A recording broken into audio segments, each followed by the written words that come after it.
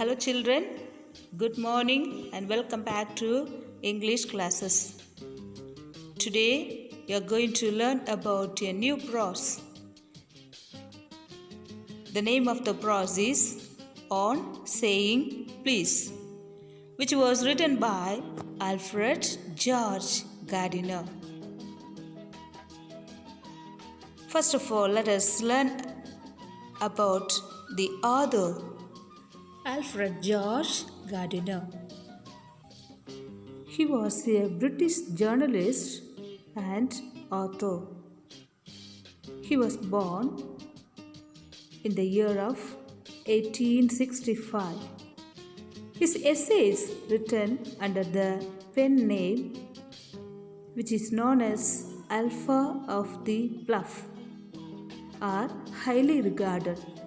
And he was also chairman of the National Anti-Sweating League, a pressure group which campaigned for a minimum wage in industry. The essay On Saying Please opens with an instance of a young liftman in the city office who threw a passenger out of his lift for not saying the word please. The latter wanted to go to the top floor of the building and he would not say top please. This annoyed the liftman who threw the passenger out of his lift. The act cost the liftman his job.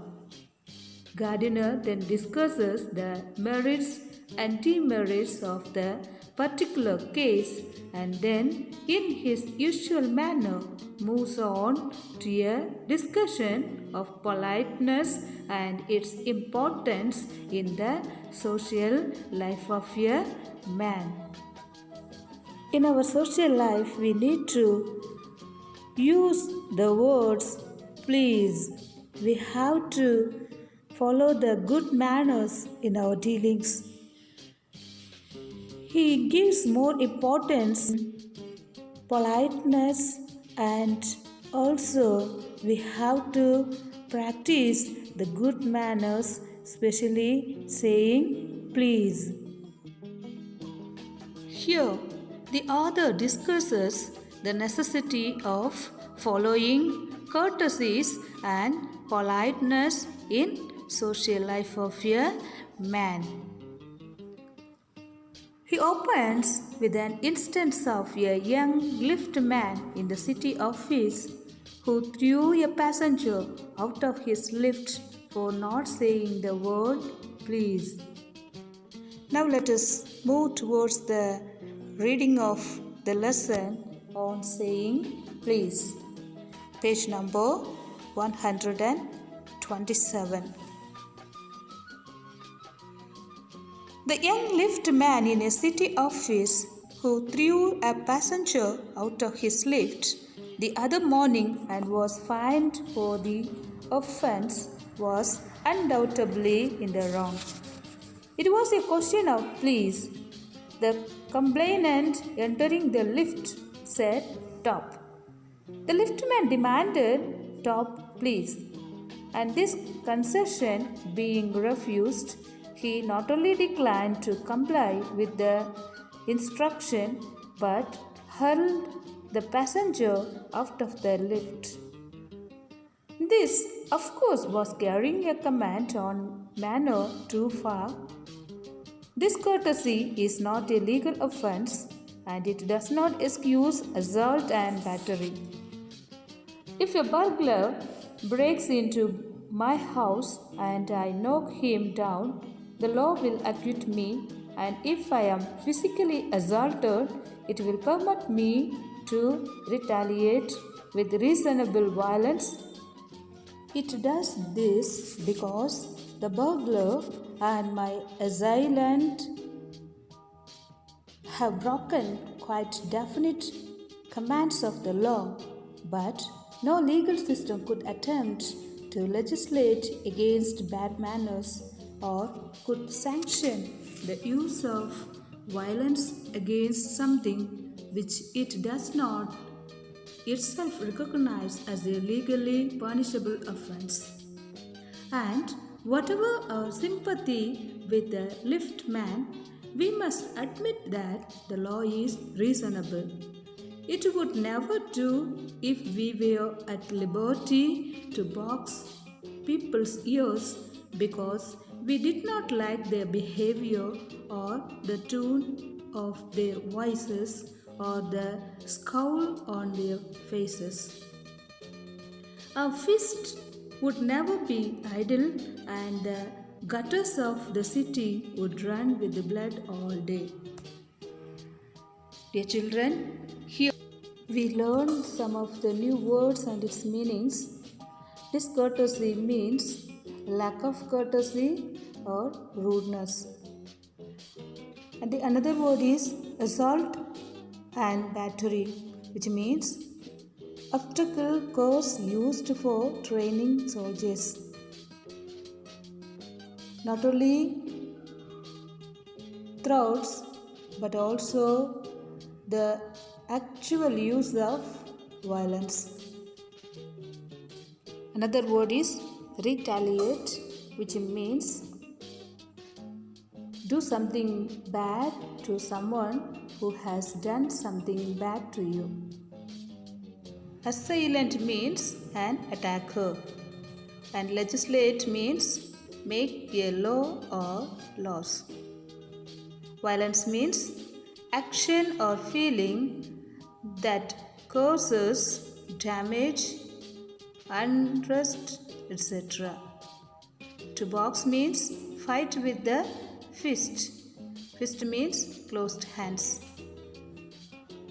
Dear children, here we see that the essay opens with an instance of a young liftman in the city of Vis who threw a passenger out of his lift for not saying the word please.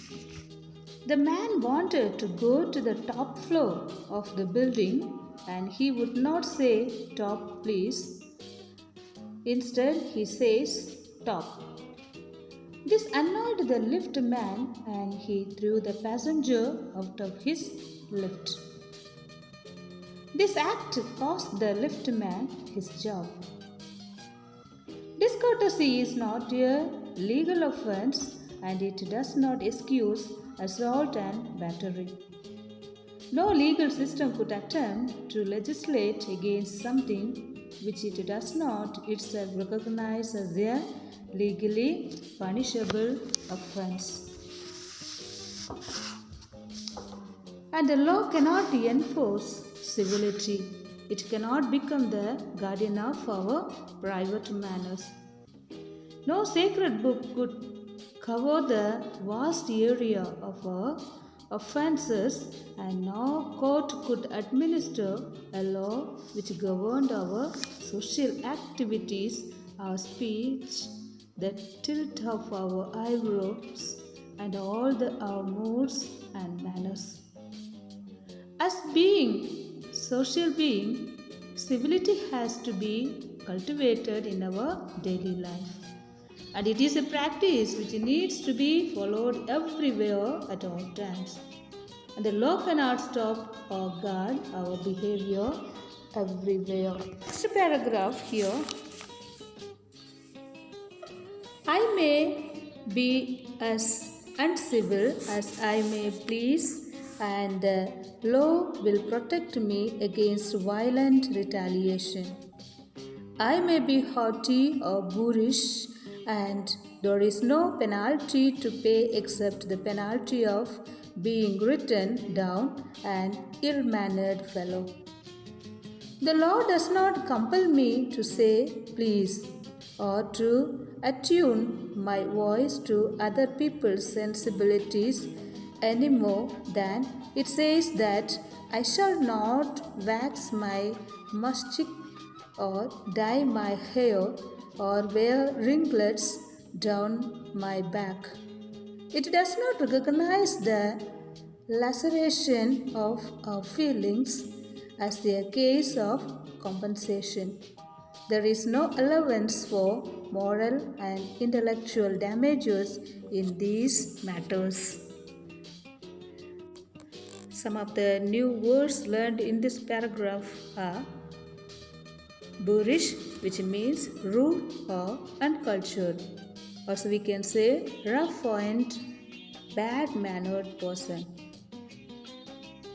And laceration means tear or deeply cut the flesh and skin.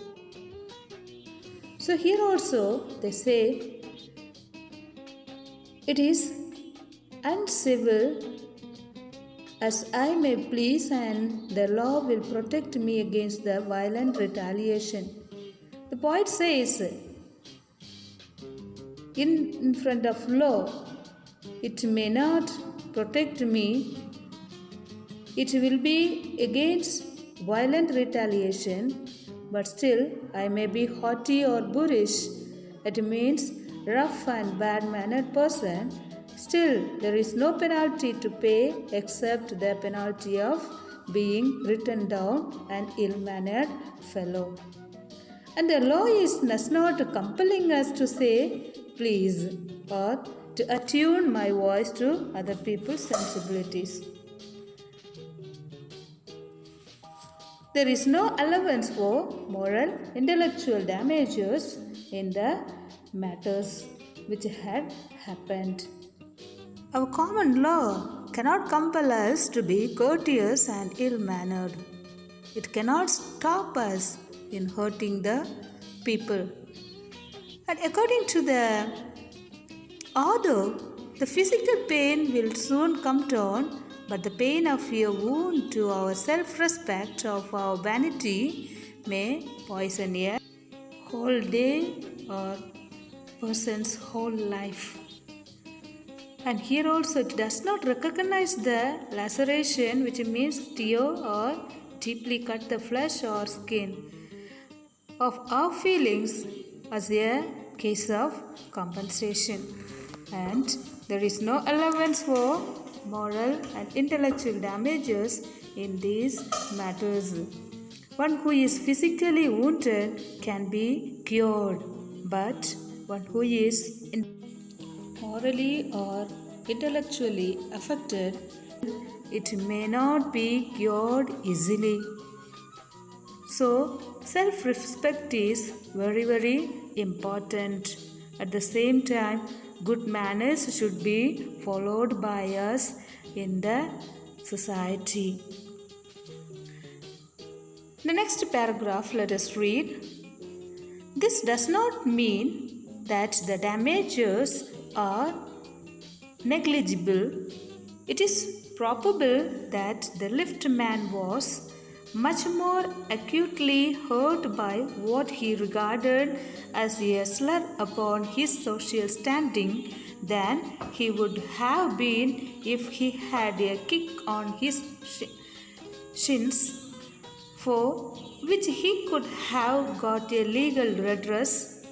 The pain of a kick on the shins soon passes away, but the pain of a wound to our self-respect, of vanity, may poison a whole day. I can imagine that liftman denied the relief of throwing the author of his wound out of the lift, brooding over the insult by the hour and visiting it on his wife in the evening as the only way of restoring his equilibrium. For there are few things more catching than bad temper and bad manners. When Sir Anthony Absolute bullied Captain Absolute, the latter went out and bullied his man, Fag, whereupon Fag went out downstairs and kicked the page boy. Probably the man who said "top" to the liftman was really only getting back on his employer, who had not said good morning to him because he himself had been henpecked at breakfast by his wife, to whom the cook had been insolent because the housemaid had answered her back. We infect the world with our ill humors.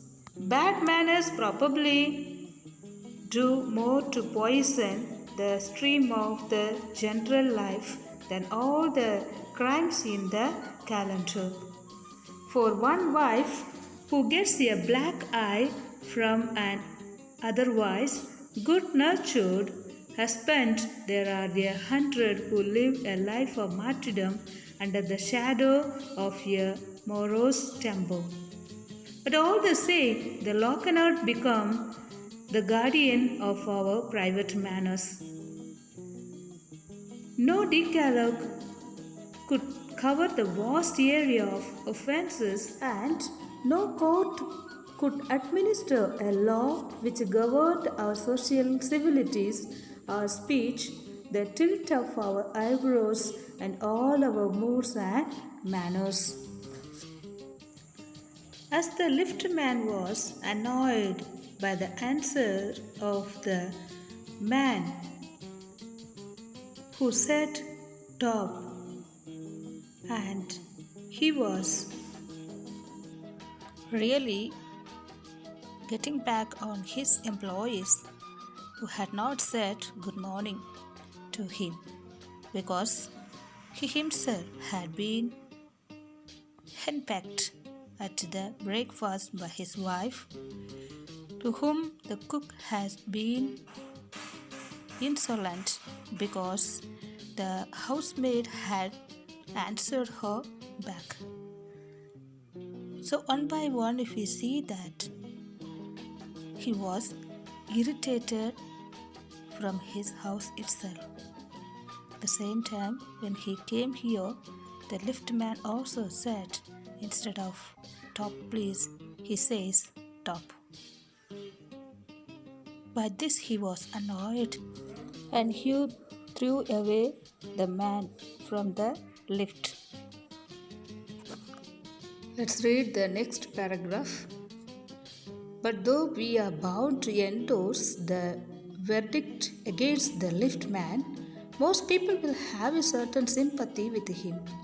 While it is true that there is no law that compels us to say please, there is a social practice much older and much more sacred than any law which enjoins us to be civil.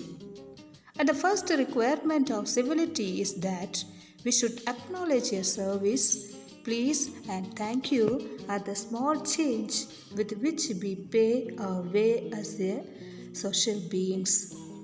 They are the little courtesies by which we keep the machine of life oiled sweetly.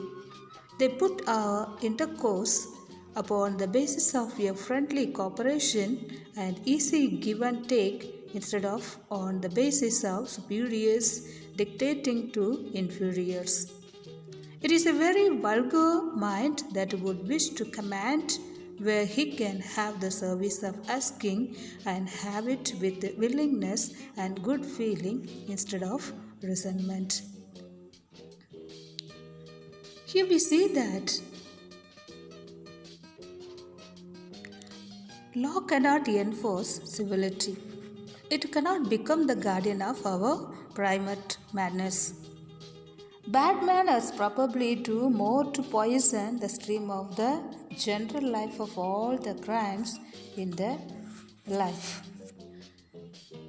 And here, no sacred book could cover the vast area of offences, and no court could administer a law which governed our social civilities, our speech, the tilt of our eyebrows, and all the moods and manners.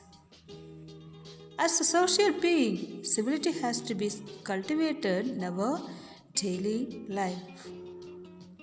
It is a practice which needs to be followed everywhere at all times. The law cannot stop or guard our behavior everywhere.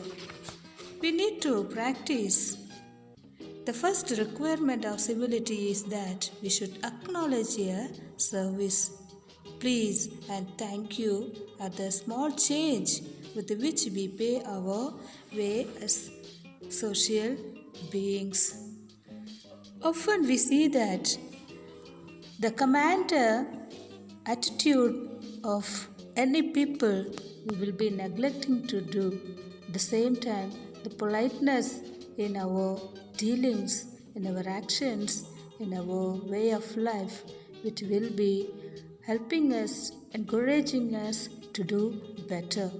So, in our way of talkings, if we use the words please and thank you, it will be more benefit, it will be more powerful weapon in the life of social beings than on the basis of superiors dictating to inferiors.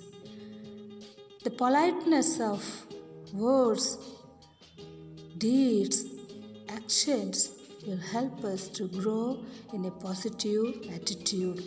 So let us practice this politeness, these words, good words, please and thank you in our practical lives in order to grow better. And let us learn the next paragraph. I should like to feature in this connection, my friend, the polite conductor.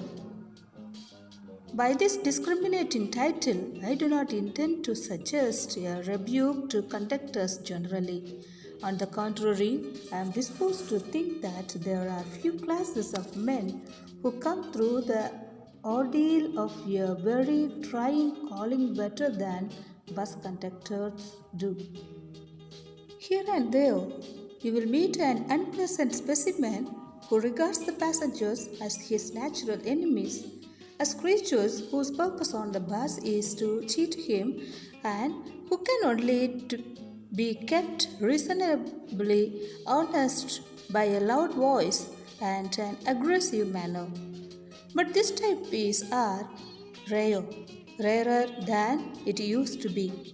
I fancy the public owes much to the Underground Railway Company, which also runs the buses, for insisting on a certain standard of civility in its servants and taking care that standard is observed. In doing this, it not only makes things pleasant for the traveling public but performs an important social service. So here we learned some of the new words. Discriminating means unfair treatment of people on the grounds of race, sex, age. Rebuke means sharply criticize or tell off. Ordeal means difficult or painful experience. And another word is aggressive, which means very angry or hostile. So the author says here, he should like to feature in this connection, my friend, the polite conductor. He is telling, by this discriminating title, I do not intend to suggest a rebuke to conductors generally. So we should not treat people on regarding their race, sex, age, etc. We must treat equally the people who are traveling in the bus. And we should not rebuke to conductors generally. Sharply, we should not criticize or tell off the conductors. On the contrary, I am disposed to think that there are few classes of men who come through the ordeal means difficult or painful experience of a very trying calling better than bus conductors do. So some people are there coming with a difficult and painful experience, they calling better than bus conductors do.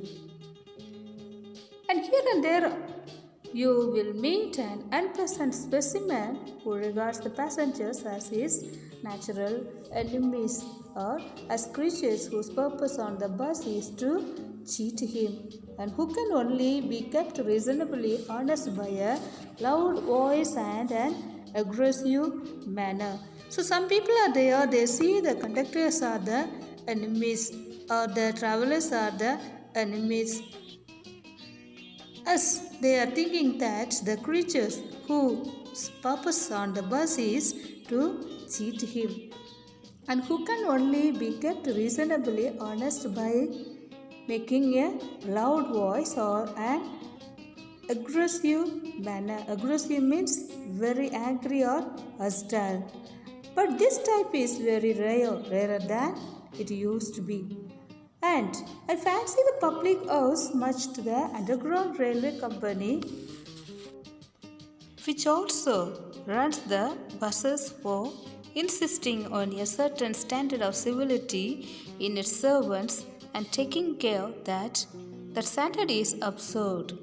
In doing this, it not only makes things pleasant for traveling public but performs an important social service. So, as we are experiencing the Underground Railway Company which are running the buses for insisting on a certain standard of civility. They take care of people in a better way. They consider people the travelers and they give pleasant for the traveling public in order to perform an important social service, in order to attract the people's comfortability. And by doing good service, people are attracted to travel in their buses than the government buses. Let's read next paragraph. It is not, therefore, with any feeling of friendliness to conductors as a class that I pay a tribute to a particular member of that class. I first became conscious of his existence one day when I jumped onto a bus and found that I had left home without any money in my pocket. Everyone has heard the experience and knows the feeling, the mixed feeling which the discovery arouses. You are annoyed because you look like a fool at the best and like a knave at the worst.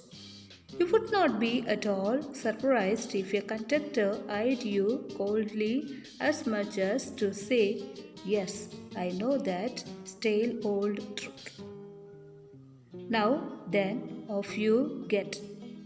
And even if the conductor is a good fellow and lets you down easily, you are faced with the necessity of going back and the inconvenience, perhaps, of missing your train or your engagement. Here also we see some of the new words. Let's learn the meanings. Knave means dishonest man. Inconvenience means slight trouble or difficulty. Here the author says, sometimes any feeling of friendliness to conductors as a class that I pay a tribute to a particular member of that class. I first became conscious of his existence one day when I jumped.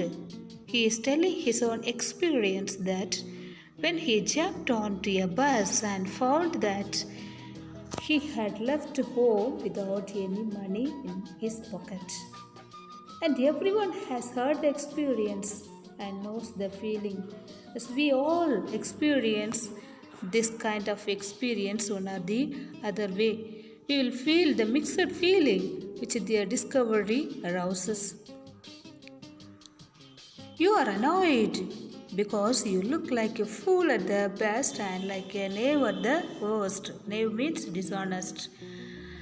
And here sometimes without money, when we are entering into the bus, people will look at us like a fool or like a dishonest man.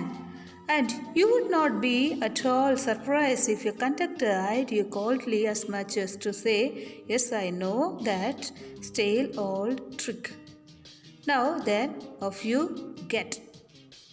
And sometimes some of the conductors, they act in a positive way. They accept us. Okay, you can be here and continue your journey. You can give the money in the next travel. But the same way some of the other conductor may be aggressive manner. They behave with us. They tell us, "Get off you get. Get on from here now, sir, and bring the money and get into the bus." Here, and even if the conductor is a good fellow and lets you down easily, you are faced with the necessity of going back and the inconvenience, perhaps of missing your train or your engagement. So, the good manners will be appreciated by all in every time. So, let us practice good manners than the bad manners. Let us avoid the bad manners and let us try to practice good manners in our daily lives. By this, we stop the session here. We'll continue in the next session. Thank you. Have a beautiful day.